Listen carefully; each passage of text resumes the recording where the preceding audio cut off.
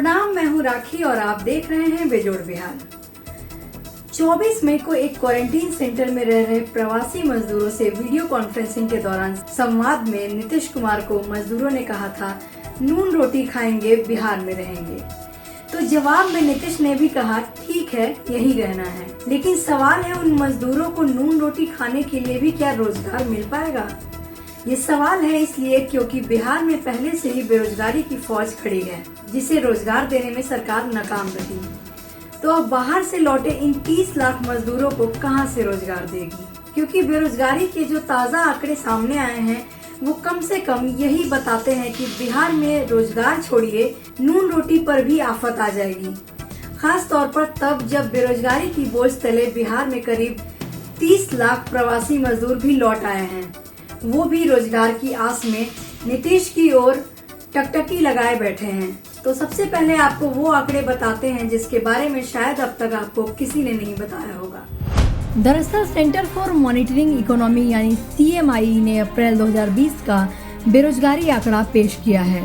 उसके मुताबिक बिहार में बेरोजगारी के आंकड़ों में पिछले 2 सालों में 40.2% का इजाफा हुआ है। अप्रैल 2016 में ये दर 6.4% ही थी, जबकि अप्रैल 2020 के बेरोजगारी आंकड़ों के मुताबिक बिहार में इस वक्त बेरोजगारी दर 46.6% है, यानी युवाओं की संख्या के करीब आधे बेरोजगार हैं।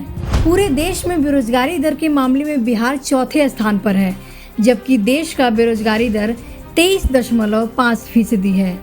सबसे हैरानी की बात यह है कि मार्च 2020 में बेरोजगारी दर 15.4% थी, लेकिन अगले ही महीने ये दोगुने से भी ज्यादा 46.6% हो गई।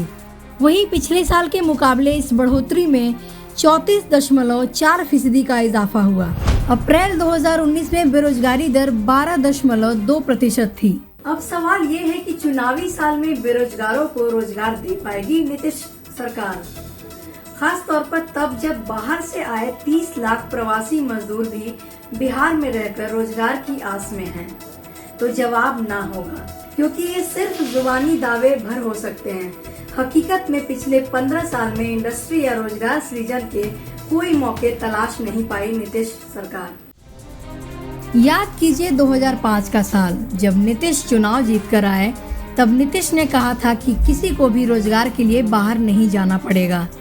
लेकिन अगर केरला में 1500 रुपये प्रतिदिन और तेलंगाना में 1200 रुपये प्रतिदिन दिहाड़ी मिले, तो बिहार में रहकर 300 रुपये हर रोज की दिहाड़ी कमाकर कौन रहना चाहेगा? वो भी काम मिलने की गारंटी नहीं। सो पलायन शुरू हुआ और नीतीश सरकार देखती रही। अब सोचिए, 15 सालों में अगर उन बेरोजगारों को रोजगार के लिए पलायन करना पड़ा, तो आप क्या सोचते हैं कि नीतीश कुमार 6 महीने या साल भर में सबको रोजगार दे देंगे? वैसे भी चुनावी साल में नेताओं के मुंह से घी और शक्कर बरसते ही रहते हैं, ताकि उस लालच में आप उनकी झोली में वोट बरसा दें, फिर ट्रेन पकड़कर परदेश जाते वक्त खुद को ठगा महसूस करें। इसलिए बेहतर है झांसे में आने के बजाय ट्रेन पकड़कर परदेश जाने की तैयारी कर लीजिए। वैसे भी चुनाव में बेरोजगारी वगैरह जैसे फालतू मुद्दों पर चुनाव थोड़ी न लड़ा जाता है। यहाँ तो जाति कार्ड का पता जिसका सटीक बैठा, उसके हाथ में सत्ता की मलाई। इसलिए शायद बेरोजगारी के आंकड़े से नीतीश घबरा नहीं रहे होंगे, क्योंकि उन्हें पता है कि जाति का कार्ड खेलते ही बढ़ते बेरोजगारों की यह फौज उन्हें फिर से सत्ता की मौज दिलाएगी। मतलब साफ है कि बेरोजगारी की बहार के बीच फिर से नीतीश कुमार होंगे। एकदम बेजोड़